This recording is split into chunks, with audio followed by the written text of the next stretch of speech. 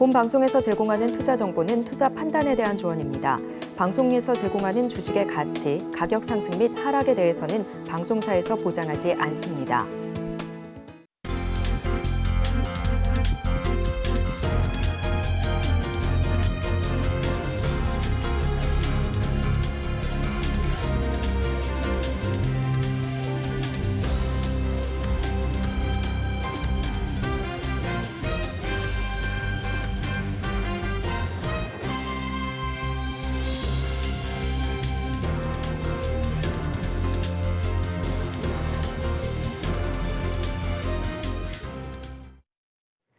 시청자 여러분 안녕하세요. 오늘을 돌아보고 내일을 준비하는 오늘장 내일장 일부 진행의 백설혜입니다. 미국 시장에서 경제 지표는 둔화된 것으로 나타났습니다. 이에 대해서 금리 인상 기조가 끝났다고 판단이 되면서 국채 금리와 국제 유가가 급락하는 모습이 나타났습니다. 또 기획재정부의 경우에는 그린북을 통해서 우리 경기가 점점 회복되는 조짐이라고 밝혔습니다.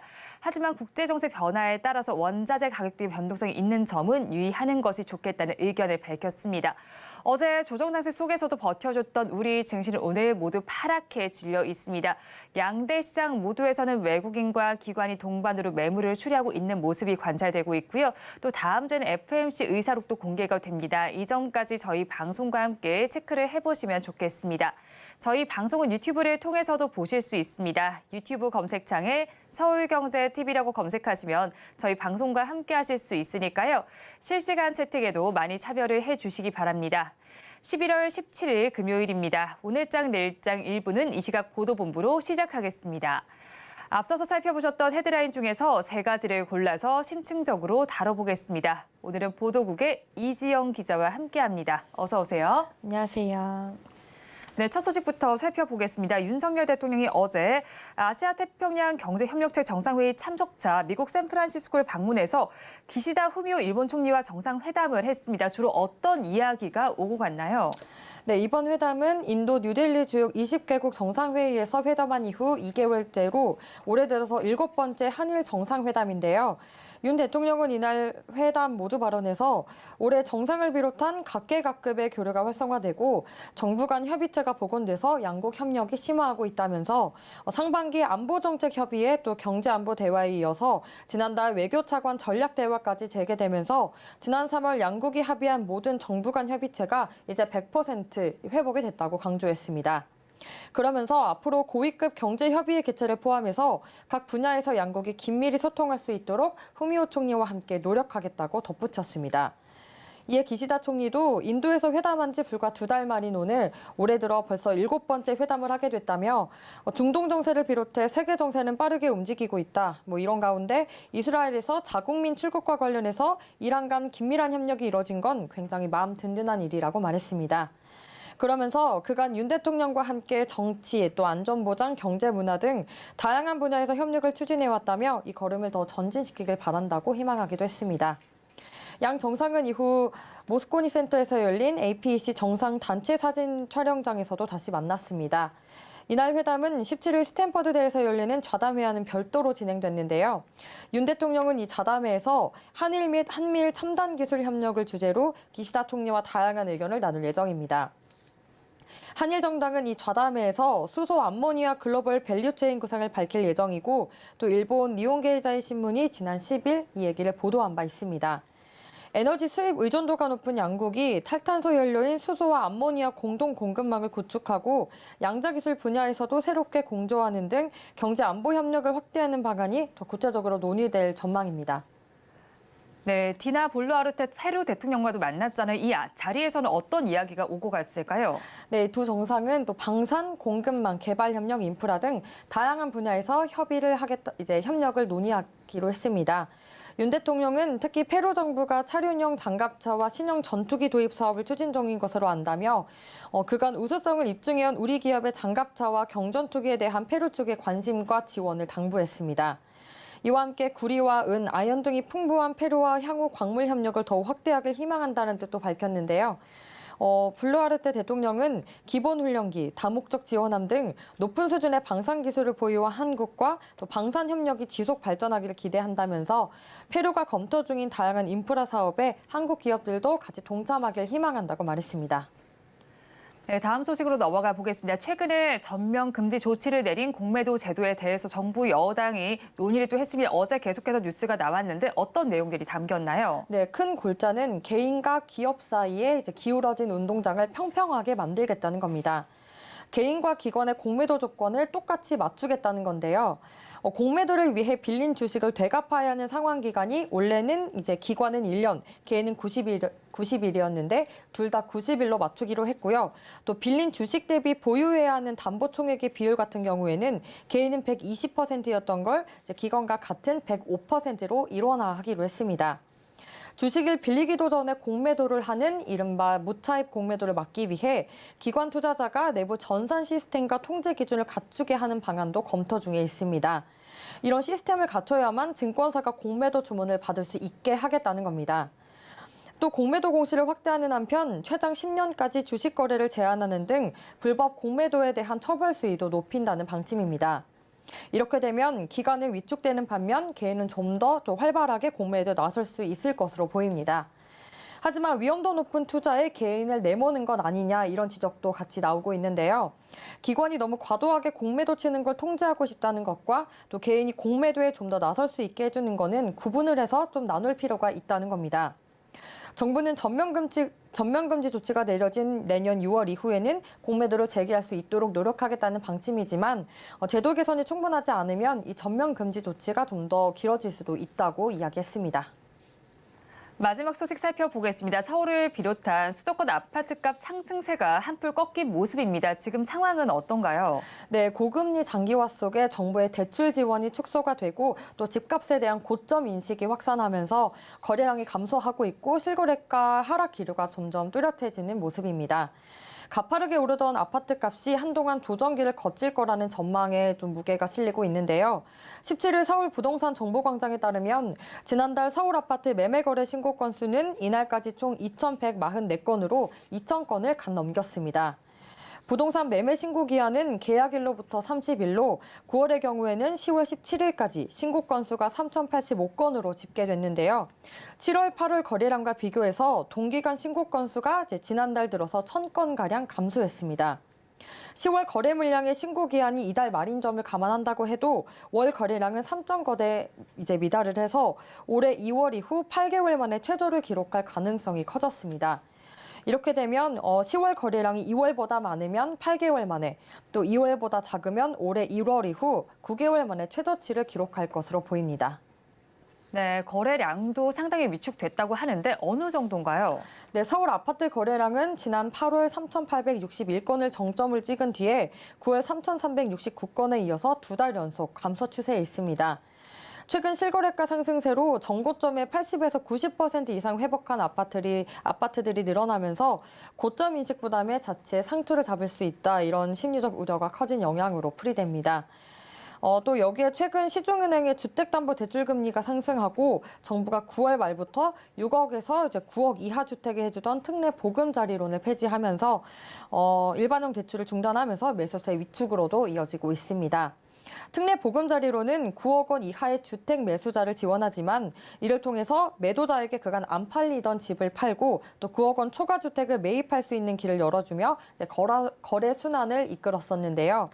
대출 축소 이후에 정부 정책이 규제 완화 일변도를 가지 않을 것이라는 시그널을 주면서 매수 심리가 위축되고 있다는 게 중개업소들의 설명입니다.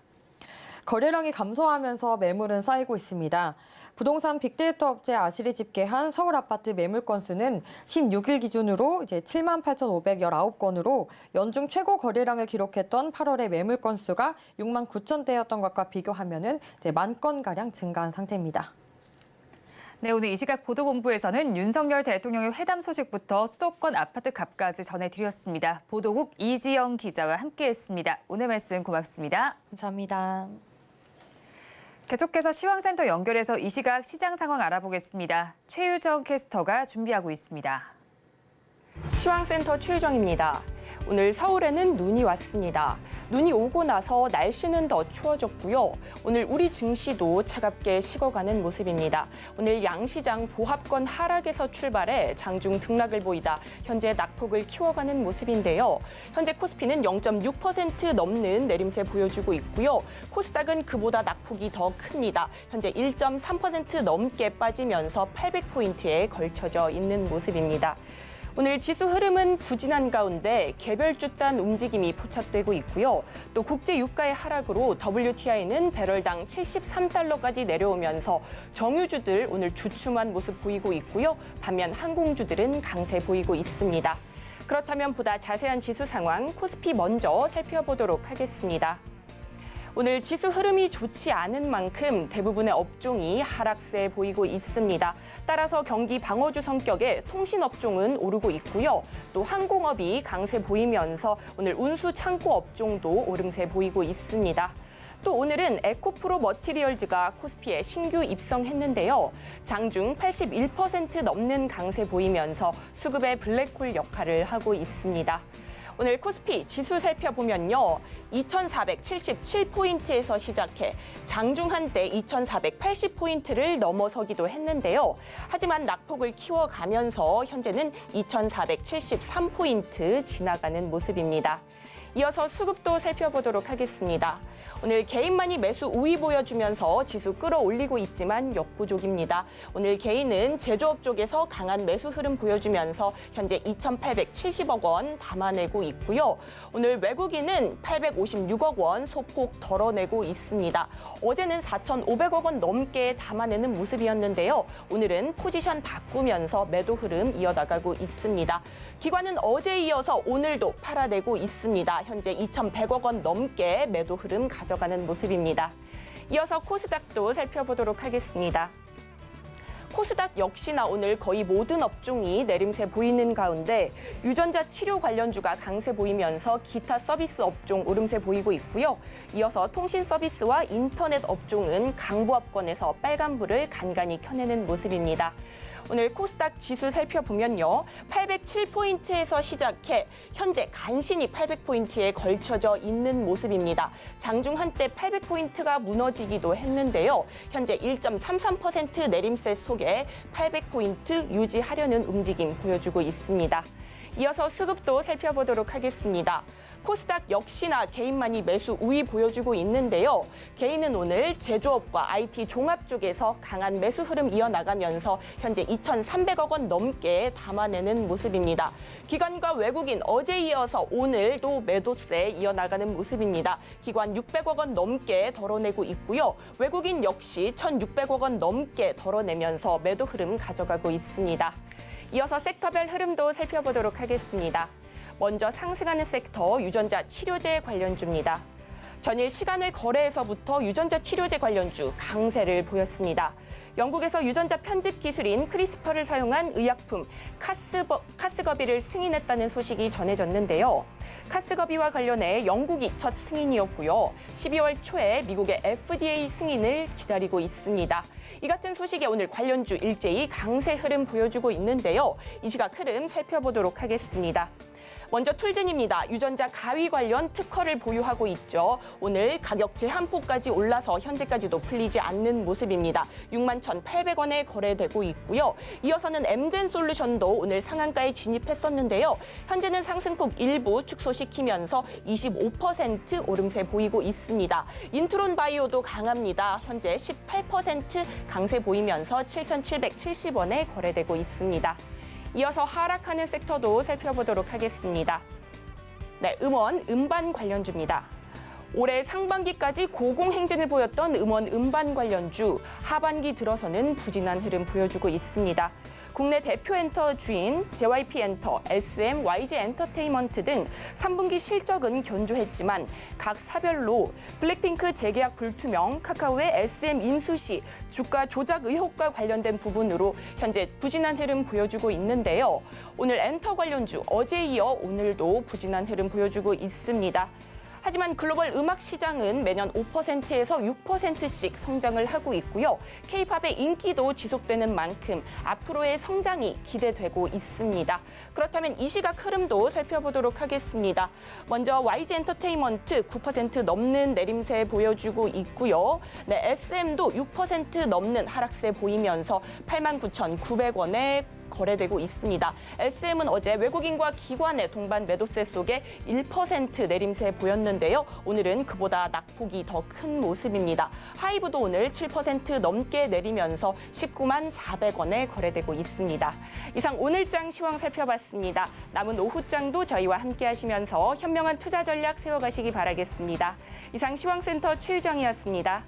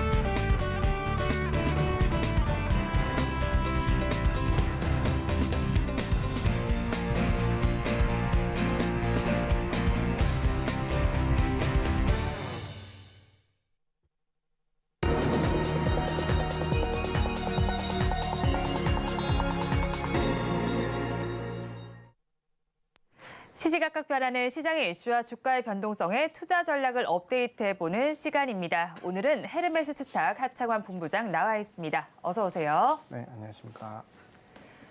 본부장님과 이야기 나눠볼 뉴스 화면을 통해서 살펴보겠습니다. 오늘의 뉴스입니다. 국제 유가가 하루 사이에 5% 가까이 급락했습니다. 산유국의 감산과 이스라엘 하마스 전쟁으로 배럴당 $100까지 치솟을 것이라는 국제 유가는 $70 직전까지 떨어지면서 완연한 하락세를 보이고 있는데요. 낮아진 유가가 물가 상승세를 끌어내리는 디스인플레이션이 가속화할 것이라는 관측에 힘이 실리고 있습니다. 오늘 관련해서 항공과 정유 섹터에서는 엇갈린 흐름이 관찰되고 있습니다. 자세한 내용 짚어보겠습니다. 네, 지정학적인 리스크 속에서도 경기 둔화 우려감이 더 크게 작용을 하면서 국제 유가 등 급락세를 보이고 있습니다. 그럼 최근에 국제 유가의 흐름과 관련주들은 어떻게 좀 흘러가고 있었을까요? 네, 뭐 아시다시피 국제 유가가 이제 상승이 나올 때는 뭐 흥구석유나 한국석유 이런 유통업체들이 굉장히 좀 크게 급등이 나왔거든요. 근데 이제 유가가 하락을 하니까 관련된 종목군들도 좀 같이 따라서 조정이 나타나고 있고요. 중요한 거는 이 유가가 결국에는 수요단에서의 뭔가 이슈가 있는 것이 아니라 공급단에서의 이슈만 있어서 변동이 나온 거거든요. 근데 이제 중요한 게 수요가 유지가 되는 상황에서 공급이 계속 줄어드는 상황이라면 유가가 계속 오르겠지만 지금은 공급도 떨어지고 있지만 수요단도 떨어질 수 있다라는 생각이 있는 그런 상황이잖아요. 그러니까 그 수요와 공급에 따라서 가격이 원래 변화가 나오는 산업인데 그 이제 유가나 뭐 원자재가 다 그렇잖아요. 근데 수요단도 같이 좀 떨어질 수 있다라는 얘기들이 있다 보니까 아무래도 유가가 조금 이렇게 더 상승하기는 쉽지 않은 상황이고 또 이제 뭐 아무래도 미국이나 이런 기타 나라들에서도 비축유 부분이 충분히 얘기가 있을 수가 있고 특히나 이제 석유 같은 경우는 진짜 이게 원자재가 없어서 못하는 게 아니라 단순히 그냥 생산량을 조절을 하는 거거든요. 그리고 그 이슈가 이미 계속적으로 좀 적용이 된 상황이고 또 이제 오펙에서도 계속적인 감산을 유지만 하긴 또 쉽지 않을 거란 말이에요. 그래서 그런 상황에서 추가적으로 공급에 대한 뭔가 문제가 생기지 않는다라는 그런 판단이 들다 보니까 유가가 또 다시 하락하는 것이 아닌가라고 보고 있습니다. 네, 지정학적 리스크 속에서 계속해서 치솟던 유가는 사실 수요와 공급 모두가 줄어들면서 안정세를 보이고 있는 상황입니다. 그중에서 항공주 중에서도 제주항공을 먼저 살펴보겠습니다. 지난해 4분기 흑자 전환 한 대 이어서 4개 분기 연속 흑자 유지를 하고 있습니다. 하지만 NH투자증권에서는 앞서서는 연료비가 상승하고 환율 효과로 인해서 목표 주가를 하향 조정하기도 했는데 사실 또 지금 대내외적인 환경이 바뀌지 않은 상황입니까? 그런 만큼 장 단기로 어떤 전략 짜가면 좋을까요? 말씀 주신 것처럼 그러니까 이 리포트가 나올 때까지만 해도 네. 달러도 뭐 1,300원대 중반이었고 그다음에 아마 유가도 배럴당 거의 90달러 수준이었던 걸로 알고 있습니다. 그러면 당연히 항공주한테는 좋지 않죠. 네. 왜냐하면 아시겠지만 일단은 뭐 항공유가 높아지게 됐을 때 이게 이제 고객에게 전가를 하기는 하지만 그게 이제 다 적용이 안 돼요. 그래서 일단 유가가 올라가는 것은 항공 쪽에는 굉장히 안 좋은 악재다라고 보시면 좋을 것 같고 또 이제 결제 대금 자체를 달러로 하다 보니까 달러가 강해도 별로 좋지는 않습니다. 게다가 이제 여행에 대한 수요가 사실 폭발적으로 터져 나오긴 했지만 이게 과연 계속적으로 진행이 될까라는 이런 우려들이 있었는데 최근에 데이터를 보시면 그래도 좀 좋은 흐름들이 나타나고 있고 LCC 쪽에서 지금 3분기 분기 최대 실적 나온 기업들이 3개가 넘어가거든요. 네. 이런 상황이라면 충분히 관련된 부분에서 좀 변화가 나올 수 있다라고 보시는 게 맞고 일단은 그 리포트에서는 목표 주가를 12,000원으로 잡기는 했습니다. 이게 보수적인 가격이라고 보고 있고요. 이제 4분기 쪽에서의 운임이 좀 좋지 않을 거다라는 평이 있기는 한데 만약에 그런 식으로 좀 진행이 된다라고 한다면 당연히 시간적인 부분이 필요하겠죠. 근데 네. 최근에 이제 항공 쪽을 좀 보시면 티켓이 그렇게 막 많이 있지는 않더라고요. 그래서 조금은 상황이 바뀌었기 때문에 거기에 따른 이 산업에 대한 시각도 좀 달라져야 되지 않을까 싶습니다. 네, 산업에 대한 시각이 달라질 시점인 것 같고요. NH투자증권의 리포트는 지금의 환경 전에 나온 리포트인 만큼 이 점도 유념해 두시면 좋을 것 같습니다. 이렇게 국제 유가가 하락세를 보이면서 항공주는 화색을 띠고 있습니다. 해외여행 수요도 증가를 하고 있고요. 환율도 조금 지금 살펴보니까 안정세를 찾고 있습니다. 지금도 4원 80전 정도 내림세를 보이고 있는 상황인데 이렇게 되면서 그중에서도 LCC 항공의 상승률이 조금 더 두드러지고 있습니다. 앞서서 살펴본 제주항공의 경우에는 9%대 상승률이고 티웨이홀딩스의 경우에도 6%대 상승률 그리고 티웨이 항공 역시도 5%대 상승세를 보이고 있는 상황입니다. 특히나 티웨이 항공의 경우에는 3분기 실적도 좋았잖아요. 그런 만큼 12월 성수기를 앞두고 지금 신규 접근도 해봐도 괜찮을까요? 네, 일단은 뭐 단기적인 트레이딩 관점으로는 뭐 충분히 유효하지 않을까 싶습니다. 왜냐하면 지금 벌써 항공주가 사실은 유가나 이제 앞서 드렸던 이런 환율이 거의 고가일 때 그때가 이제 10월 중순 부분인데 그때까지만 해도 주가가 굉장히 다 52주 신저가 수준이었거든요. 근데 그게 지금 보시면 최근으로 보시면 대부분의 종목군들이 거기에서 한 20% 이상씩은 상승이 나왔습니다. 그래서 물론 단기적으로 이게 뭐 100%, 200% 올라갈 수 있다라고는 보지는 않지만 지금 시점이라면 충분히 단기적인 추가적인 상승은 좀 기대를 해보셔도 좋지 않을까 싶고요. 대부분이 이제 여행에 대한 수요 증가 기대감으로 올라갔었던 가격대에 대비했을 때는 한 고점 대비해서 한 30~40%씩 다 조정이 나와 있는 상황이에요. 그래서 현재 가격대에서 한 10에서 15% 정도의 추가적인 기술적인 반등은 네. 현재 시점에서는 충분히 노려볼 수 있지 않을까라고 생각을 하고 있기 때문에 너무 이렇게 급하게 올라간 종목군들이 아니라면 같이 좀 추격해서 단기적인 수익 정도는 충분히 누려볼 수 있지 않을까라는 생각입니다. 네, 티웨이 항공은 기술적 반등에 따라서 공략을 해봐도 좋겠다는 의견을 주셨습니다. 하지만 이렇게 국제 유가가 하락세를 보인다면 정유와 석유와 관련된 종목들은 그다지 좋지 못할 겁니다. 그중에서도 지금 흥구석유의 낙폭이 두드러지고 있습니다. 6% 넘게 빠지면서 8,260원 선 정도를 가리키고 있는데요. 사실 흥구석유의 경우는 이스라엘 분쟁 이후에 100%대 상승률을 보이기도 했던 종목이기도 합니다. 그렇다면 이번엔 또 극심한 조정을 겪고 있는 만큼 가지고 계신 분들 지금 시점에서는 어떤 대응 전략을 짜면 좋을까요? 사실 지금이라도 파는 게 맞다라고 보이는 게 이게 이제 같이 움직였었던 뭐 이제 천연가스나 이 유가 쪽에서 같이 움직이는 게 중앙에너비스라는 종목이 네. 있거든요. 그 종목을 보시면 전쟁이 발생하기 전 가격대까지 이미 다 빠졌어요. 그러니까 사실 이제 테마주를 접근하실 때 여러분들이 반드시 좀 고민을 하셔야 되는 게 하나의 어떠한 이슈가 있어서 그게 트리거가 돼서 주가가 급등이 나왔잖아요. 그러면 그 이슈로 올라가는 탄력이 떨어졌을 때는 들어간 자리를 고아 막론하고 사실 빠르게 정리하시는 게 좋습니다. 특히나 이제 전쟁 관련된 부분에서 유가가 급등을 했었고 거기서 빠졌는데 이런 회사들은 이제 뭐 정유소에서 유가를 유통하는 그런 회사들이거든요. 그러니까 네. 그 이슈가 이 회사의 내재 가치에 전혀 영향을 미치는 게 아니에요.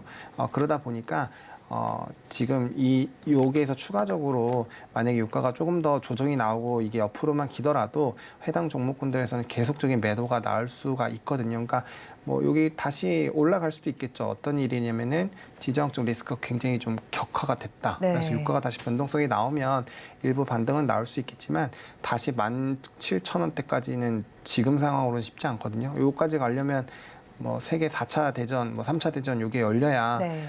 되는 수준이라고 보시면 될 것 같고요. 그래서 만약에 이제 좀 유가가 급등이 나와서 거기서 기술적인 반등이 좀 강하게 나오면 그때 이제 분할로 계속 좀 정리를 하시는 게 맞다라고 정리를 드리고 싶습니다. 네, 일단 흥구석을 지금이라도 정리를 하는 것이 좋겠다는 의견을 좀 주셨고요. 그렇다면 오늘 국제유가의 하락에 따라서 항공과 정유 섹터를 모두 좀 살펴봤는데 탑픽 종목은 어디서 가져오셨나요? 사실 항공 쪽을 조금 더 좋게 보고 있기는 한데 그래도 저는 SOE를 좀 들고 왔습니다. 왜냐하면 SOL 같은 경우는 지금 주가의 위치가 굉장히 좀 저가로 내려와 있는 상황이거든요. 그래서 물론 이제 단기적인 시세를 노리실 거면은 항공주 앞서 말씀드렸던 LCC 쪽이 훨씬 더 낫습니다. 근데 이제 SOL 같은 경우는 일단 정제 마진이나 이런 부분에서의 뭐 단기적인 상방 압력은 좀 있겠지만 그래도 그 부분이 좀 좋아질 거라는 평이 있는 상황이고 또 이제 PBR 자체가 0.8배 정도 수준이에요. 굉장히 낮은 가격대이기 때문에 또 여기가 또 나름대로 고배당 쪽이잖아요. 그래서 네.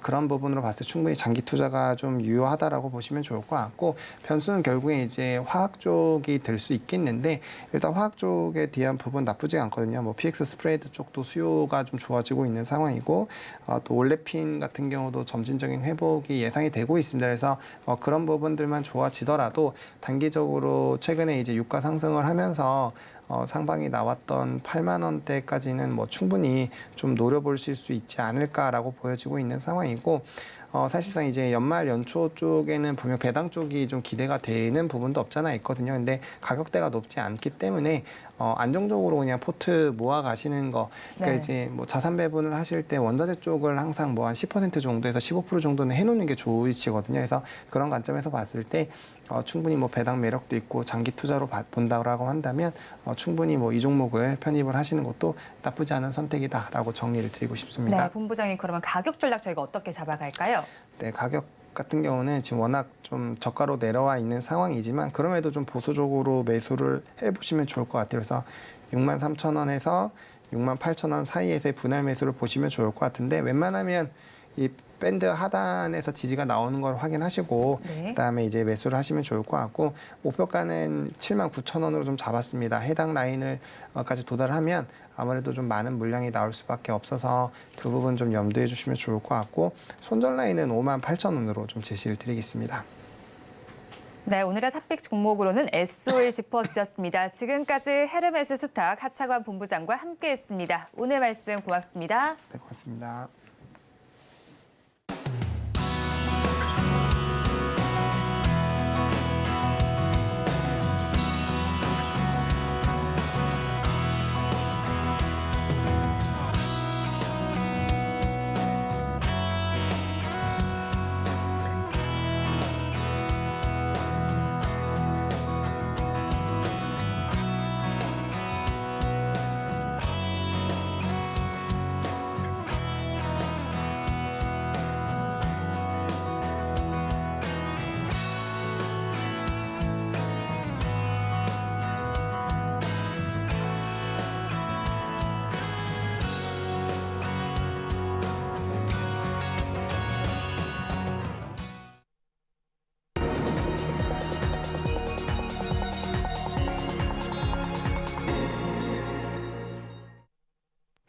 마켓 리더의 시선으로 글로벌 경제와 산업 트렌드를 체크하고 이걸 수익으로 연결해보는 시간, 고수의 선택 시간입니다. 오늘은 정치와 경제를 아우르는 한치호 평론가와 함께하겠습니다. 어서 오세요. 네, 안녕하십니까. 평론가님과 이야기 나눠볼 주제 화면을 통해서 살펴보겠습니다. 오늘의 주제입니다. 더불어민주당이 추진 중인 이른바 은행 횡재세 입법이 성사될지 전망이 엇갈리고 있습니다. 이에 따라서 은행주의 압박이 커질지 자세한 내용 다뤄보도록 하겠습니다. 은행 횡재세 입법 여부에도 성사가 될지 이제 촉각이 곤두세워지고 있고요. 거기에 윤석열 대통령 역시도 은행의 이자 장사를 겨냥해서 강도 높은 비판을 하기도 했습니다. 먼저 올해 은행의 이자 수익이 약 60조 원에 달할 것이라는 전망인데 이에 따라서 은행의 횡재세 도입이 필요한 걸까요? 이 횡재세 얘기를 하니까 오늘 어느 기사가 그게 나와 있더라고요. 민주당 횡재세로 횡재하다. 뭐 이런 기사가 나와 있었어요. 야당이 이제 은행 횡재세 도입을 촉구하고 법안을 이제 발의를 했습니다. 금융소비자보호법과 부담금 관리 기본법 개정안을 현재 내놨는데요. 이 금융회사가 직전 5년 평균 대비 120% 초과하는 순이자 수익에 대해서 40% 한도 내에서 부담금을 늘린다. 뭐 이런 내용인데 이재명 대표를 포함해서 모두 54명이 공동 발의를 해서 아마 당론으로 추진될 가능성이 상당히 높아 보입니다. 당론으로 추진될 가능성이 높아 보이면 다음 달 초에 아마 이게 본회의에 상정될 가능성이 상당히 높아 보이거든요. 만약에 이게 이제 법안이 통과가 된다 그러면 은행권에서만 지금 이제 부담해야 될 금액이 약 1조 9천억, 거의 2조 가량을 지금 올해도 세금으로 이제 내야 되는 그 기부금으로 내는 거죠, 기여금으로 내는 거죠. 징수가 예상되고요. 이렇게 만약에 성사가 돼서 모아진 돈은 금융 취약계층, 예를 들어 장애인이거나 뭐 이런 그 금융 취약계층하고 소상공인 금융 소비 부담을 좀 완화시켜주는 자금으로 쓸 것이라고 하는데요. 아주 지금 미묘한 시기가 되어 있습니다. 왜냐하면 윤석열 대통령께서 얼마 전에 금융감독원 가셔갖고 여러 가지 은행권에 대해서 뭐 질타하신 발언도 있었고 많은 분들이 은행에 대한 그 거부감을 갖고 있는 상황에서 야당이 또 은행에 횡재세를 도입해야 된다라고 이야기했으니까 어떻게 보면 이 정치적인 상황과 같이 맞물려서 보면 정말로 민주당은 이번에 횡재세로 횡재했다.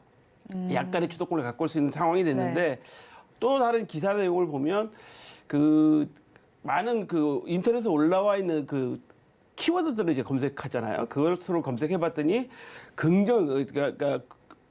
긍정적인 그 키워드가 약 한 13.8%, 부정이 48.4%, 중립이 37.8%였어요. 그 부정적인 의견 한 절반, 이제 긍정적인 의견 13.8%인데 중립이 37.8%라는 얘기죠. 이 얘기 무슨 얘기냐면 국민들도 이제 반반으로 좀 갈려져 있다라고 하고 있는 거고, 야당의 이재명 대표는 국민의 70%가 찬성하고 있다라고 이제 지난 회의 때 말씀을 하셨는데 아마 그 상당한 그 진통이 좀 예상이 되기는 합니다. 그러다 보니까 여당에서는 오늘 은행권의 초과 이익에 대한 그 대책을 마련하겠다. 은행들이 초과 이익 나는 것 부분에 대해서 그것을 어떤 형태로든 사회에 좀 환원할 수 있고 기부할 수 있는 형태로 좀 마련하겠다라는 생각을 가지고 있는 것 같아요. 그래서 횡재세 도입 저 개인적으로는 은행들이 그 자승자박한 거기 때문에 일부 도입을 해도 뭐 괜찮지 않을까라는 생각을 가지고 있습니다. 네, 일단 평론가님의 의견을 일부 도입해도 괜찮겠다는 의견이신데 사실 은행주들의 경우에 4분기 실적이 축소될 것이라는 전망도 있기도 하고 여기에 대해서 횡재세를 도입하게 된다면 이중 과세를 한다라는 논란이 또 있을 수 있습니다. 그렇다면 이렇게 횡재세가 도입되게 된다면 은행주들은 얼마나 타격을 받게 될까요? 글쎄요, 얼마나 타격을 받을지 이것은 뭐 그렇게 크지는 않을 거라고 좀 보여져요. 왜냐하면 사실 이게 횡재세 이야기가 지금 특히 금융권에 시작된 게 윤 대통령께서 중소기업들이 은행의 종로수를 하고 있다 이렇게까지 표현을 하셨단 말이에요. 이런 비판은 이제 횡재세 논란이 완전히 시작된 거고 은행마다 이야기를 듣고 충격적으로 받아들여서 뭐 1,000억 이내 800억 이내 무슨 상생 기금을 내는데 앞으로 그쪽으로 쓰겠다라고 발표했지만 사실 그렇지 않은 거죠. 4대 금융 가운데 이자 이익 의존도가 높은 은행들이 아마 그 가장 그 충격이 타격이 좀 클 것으로 예상되는데요. 사실 이복현 금감원장이 무슨 얘기까지 했냐면 3분기의 영업이익이 은행권의 영업이익이 삼성전자나 LG전자, 현대자동차를 합친 것보다 더 크다. 근데 생각해 보면 삼성전자나 LG전자나 현대차는 뭔가 이 혁신적인 일을 계속 하고 있는데 그것을 갖고 이익을 내는데 은행권이 과연 혁신적인 사업으로 경영으로 사회에 공원에서 이익을 낸 거냐? 그렇지 않은 거다. 은행은 그냥 대출 이자만 많이 받아서 예대의 마진만 많이 받아서 했다는 그 인식들이 상당히 높은 거거든요. 그래서 아마 이 문제에 대해서는 금융권 전체가 사회공헌 이런 문제에 대해서 상당히 좀 고민을 좀 많이 해보셔야 될 겁니다. 저는 지금 제가 좀 전에 말씀드린 것처럼 자승자박이라는 표현을 좀 제가 쓰긴 했는데 은행권에서 그동안에 했던 여러 가지 행태들을 보면 은행들이 과연 그 공공성을 어느 정도 가지고 있는 부분에서 기여를 했느냐. 왜냐하면 저처럼 개인적으로 횡재세 일부 도입도 찬성한다는 입장을 가진 사람들은 어떤 생각을 갖고 있냐면 우리 97년도 외환위기 때 은행권을 살리기 위해서 혈세가 들어갔죠. 그 혈세는 결국 국민들이 부담한 거잖아요.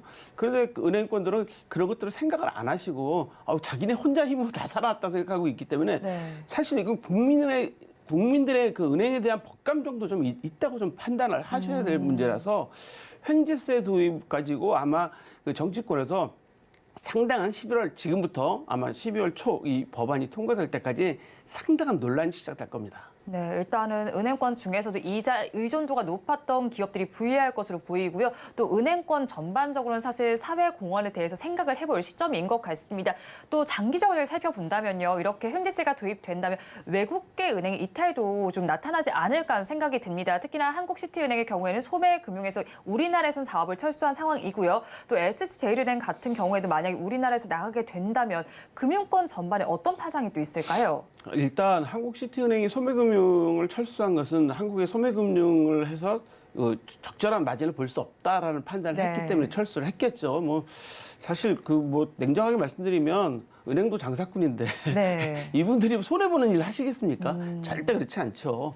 그런 판단인데 사실 횡재세는 1차 대전 때 미국에서 도입했다 실패한 사례가 있습니다. 실제로 1차 대전 당시에 미국에서 군수와 관련된 여러 가지 그 분야가 막 활성화되다 보니까 그쪽에 횡재세를 부과했다가 전쟁이 끝나고 난 이후에 1차 대전 전쟁이 끝나고 난 이후에 세금이 너무 많다 보니까 기업들이 도산을 했던 사례가 있어요. 특히 중소기업 중심으로 도산을 많이 했단 말이죠. 그래서 미국에서도 이제 도입에서 실패했고 실제로 정유사에 대해서도 시도를 했었죠. 그 오일 쇼크가 났을 당시에 상당히 그 정유사들이 이익이 많아지게 했는데 도입을 했었는데 결과적으로 그것도 실패를 했어요. 근데 반대적인 게 있는 거죠.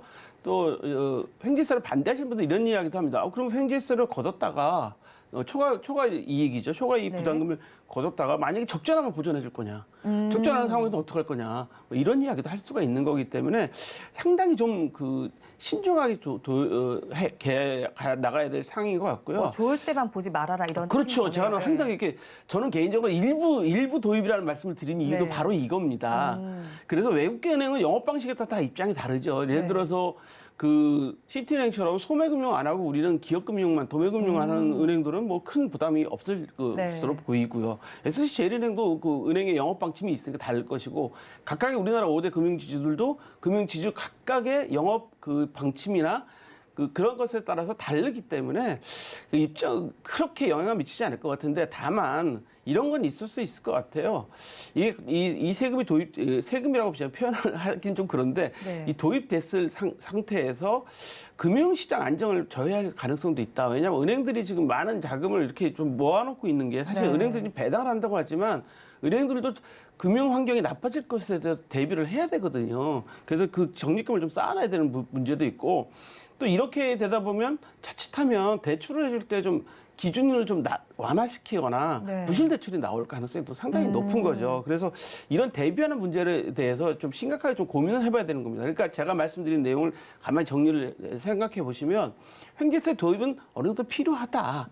다만 언제든지 부실이 날 거에 대비해서 은행권이 금융 시스템에 무너지면 이제는 금융 시스템만 무너지는 게 아니라 경제 전 시스템 전체가 무너집니다.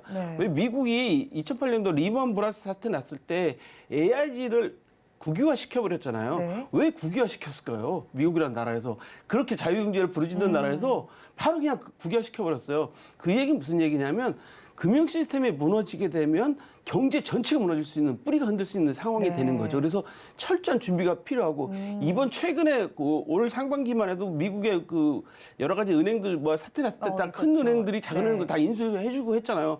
스위스에서 스위스 크레딧도 인수하고 막 이런 상태들이 벌어졌잖아요. 왜 그랬을까요? 이제는 금융 시스템이 무너져 버리면 완전 경제 시스템이 다 무너져 버립니다.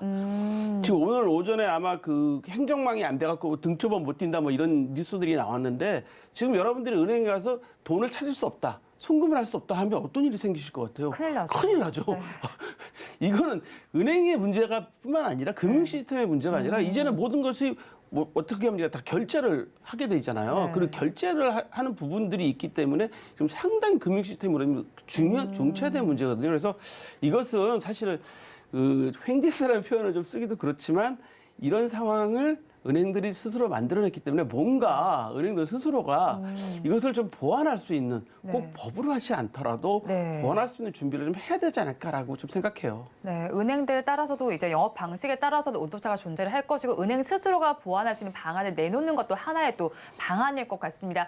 한편 또 윤석열 대통령의 경우에도 앞서서 말씀을 해주신 것처럼 소상공인들이 은행에 종노릇을 하고 있다라고 하면서도 강도 높은 비판을 하기도 했고요. 마치 지금은 은행이 공공의 적과 같은 위치에 있는 것 같습니다. 이렇게 정부에서 압박을 계속해서 한다면 은행주 전반의 수급에 부정적인 영향이 미칠 것 같은데 이에 따라서 은행주가 추가 조정을 겪을 수도 있지 않을까요?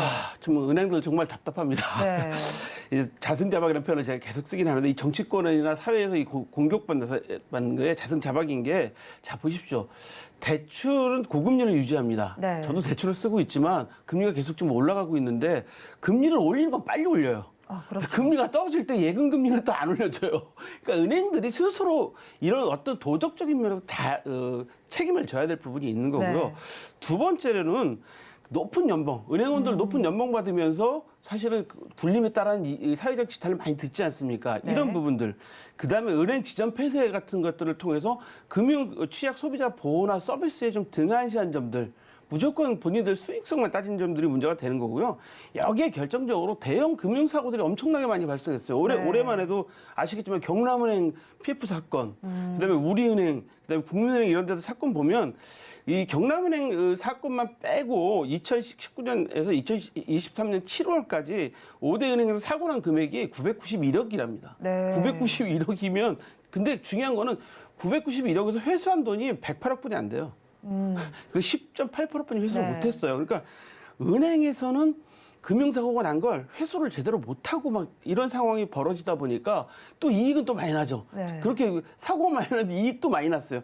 당연히 정치권이나 사회 국민들이 지탄을 받을 수밖에 없는 일을 은행 스스로가 했기 때문에 은행주 지금 그래서 은행들이 지금 요즘 서둘러서 하는 정책이 뭔지 아시죠? 배당. 네. 배당과 주주 환원 정책 소각해서 자사주 소각해서 주주들한테 주가를 좀 높여서 주주 환원 정책을 하겠다라는 이야기들을 많이 하고 있는데 실질적으로 이제 은행주들은 이 두 가지 점을 좀 잘 봐야 되는 상황입니다. 왜 은행주들은 이미 경남은행 같은 경우도 큰 금액이 지금 아마 700억 이상 아마 그 PF 사고가 난 것 같아요.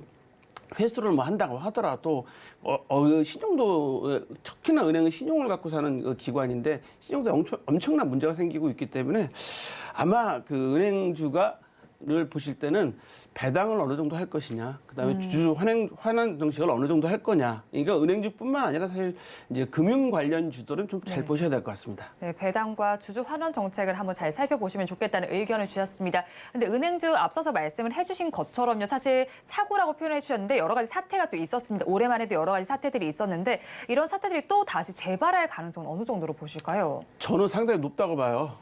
지금까지 은행권들이 이제 지주 회장들이 좀 계속 바뀌고 있는 네. 상황인데 정신들을 못 차린 것 같아요. 죄송한 말씀이지만 은행들이 본인들의 이익에게만 급급했지 실제로 내부적인 통제 시스템도 제대로 갖춰놓지 않고 있고요. 네.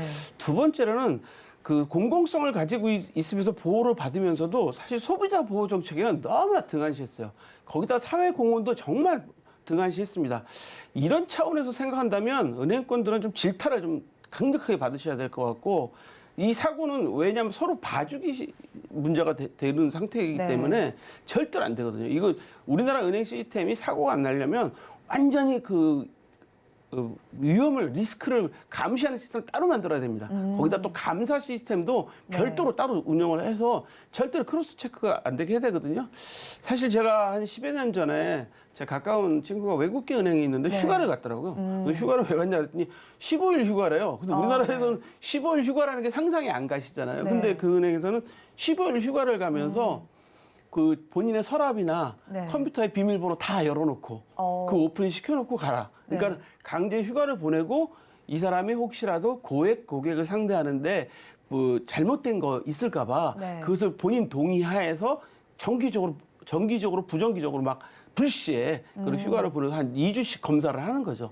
그래서 사고를 예방하고 있는 거죠. 만약에 이거는 꼭 인격적인 문제를 떠나서 이렇게만 강력하게 한다고 하더라도 사실은 누군가가 사고 칠 생각을 안 하겠죠. 이번에 경남은행 사고 같은 경우도 오랜 기간 동안 이루어진 거잖아요. 우리은행 사고도 오랫동안 이루어진 거잖아요. 6, 7년씩 뭐 거의 10년 가까이 이루어진 사건들이기 때문에 1년에 한 번씩 이렇게 강하게만 검사를 하고 내부적으로 체크를 했다고 하면 절대 이런 일이 안 생길 텐데 저는 깜짝 놀랐습니다. 그래서 외국계 은행에서는 또 물론 사고가 크고 작은 사고가 나겠지만 그렇게 사고가 많이 빈번하지 않고 나더라도 크지 않는 이유가 이렇게 부정기적으로 중요 포스트를 일하시는 분들한테는 언제든지 검사 시스템을 가지고 있고 자체적으로 리스크를 막을 수 있는 그 시스템을 갖고 있기 때문이거든요. 근데 우리나라 은행은 그렇지 못해요. 왜? 노조에서 아마 그럴 겁니다.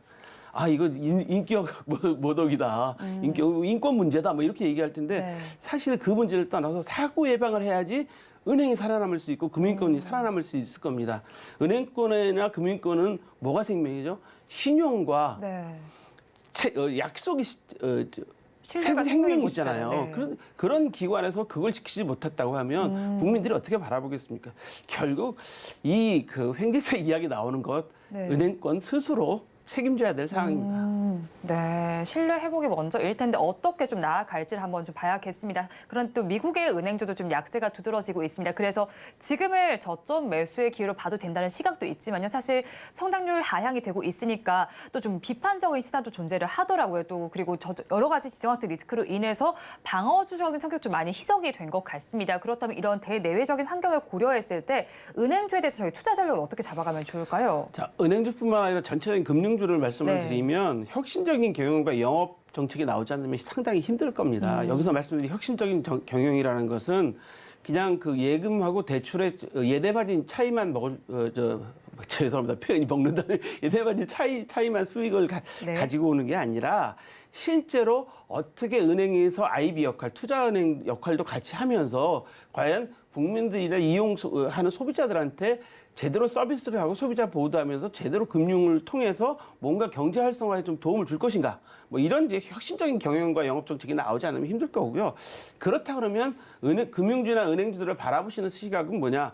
과연 이 금융기관들이 혁신 경영을 하고 있느냐, 혁신적으로 뭔가 좀 달라진 경영을 하고 있느냐, 이런 것들을 잘 보셔야 될 것 같고요. 앞서 말씀드린 것처럼 주주 우선 정책은 어느 정도는 하고 있느냐, 요 세 가지를 좀 보셔야 될 것 같습니다.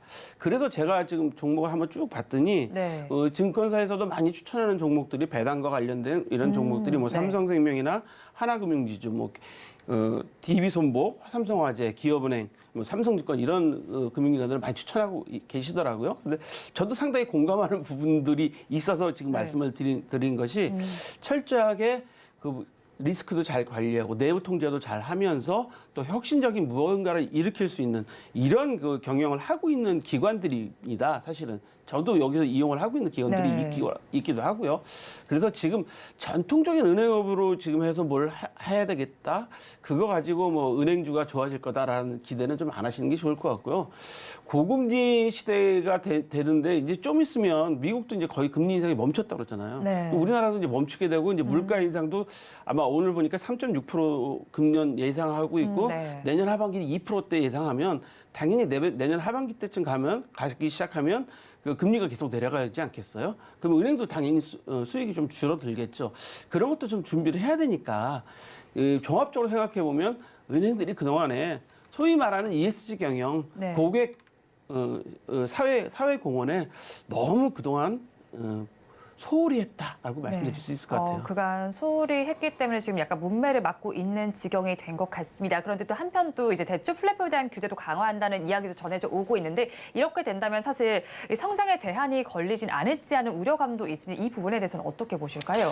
저는 이번에 불법 대부업에 대해서 대통령께서도 그렇고 네. 정부에서 상당히 강력한 의지를 갖고 불법 대부업을 막으려고 하고 있잖아요.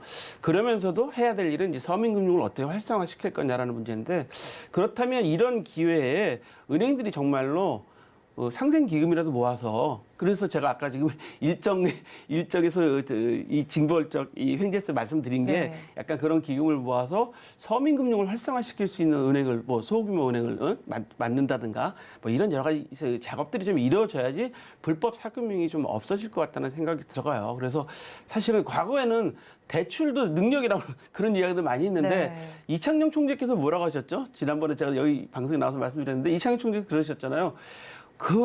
영끌하지 말라. 네. 특히 젊은 분들 금리 높아지고 있는데 영끌해서 대출로 뭐 집 사고 뭐 소비하고 그러지 말라. 그러지 말라는 분명히 말씀하셨습니다. 네. 그 이야기는 뭐냐면 지나친 대출은 결국은 독이 됩니다. 독이 되기 때문에 사실 서민금융을 보호한다고 할 때 건전한 소비를 하신 서민들한테는 뭔가 혜택을 줄 수 있는 준비를 네. 해야 될 것 같기 때문에 저는 이번에 대출 불법 대금 막으면서 대출 플랫폼들도 좀 이렇게 좀 정비를 좀 해가지고 제대로 좀 서민금융을 중심으로 어떻게 하면 지원을 해줄 것이냐라고 네. 좀 고민을 해봐야 될 것 같고 그 뒤에는 은행권들이 좀 힘을 모아서 그 대출 플랫폼에서 서민금융을 좀 도와줄 수 있는 방법을 찾아준다면 네.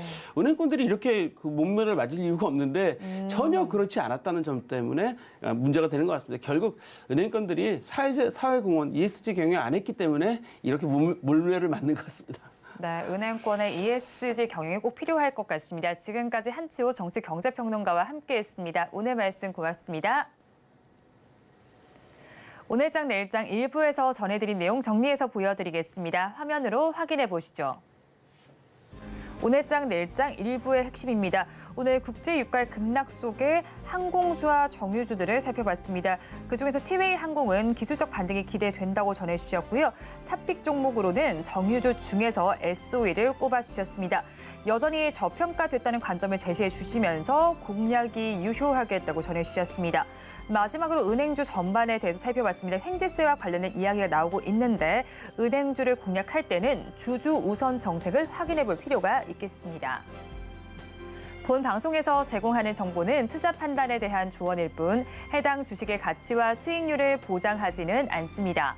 아울러 서울경제TV와 서울경제신문은 당사의 브랜드입니다.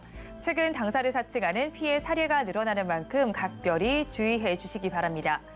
오늘장 내일장 1부에서 준비한 순서는 여기까지입니다. 저희는 잠시 후 2부로 돌아오겠습니다.